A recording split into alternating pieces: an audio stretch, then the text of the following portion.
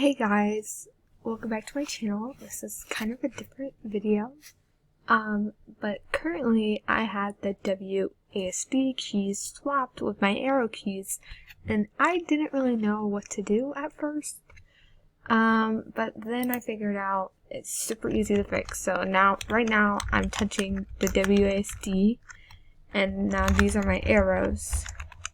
So to fix this, all you have to do is press the FN key on your keyboard and W at the same time, and this should fix the issue. See, now it's fixed, and it didn't take, 15 seconds at most. So I didn't know what to do, but now I do, so I decided to tell y'all, just in case y'all didn't know what to do. I hope this helped. That's pretty much the whole video. Super fast, super sweet.